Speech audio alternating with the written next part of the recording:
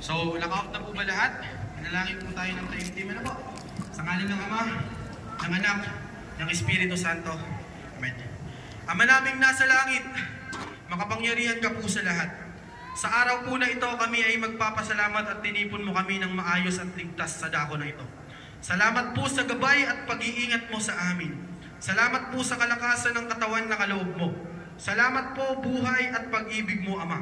Aming Ama, sama-sama po kaming dumudulog sa iyo. Batid po namin ang peligro na meron ng mga ganitong palakasan, pero buo po ang aming pananalig sa magagawa mo upang matapos namin ito ng mapayapa at ligtas. Ama, sa panahon po na sumusobra ang pagpiga namin,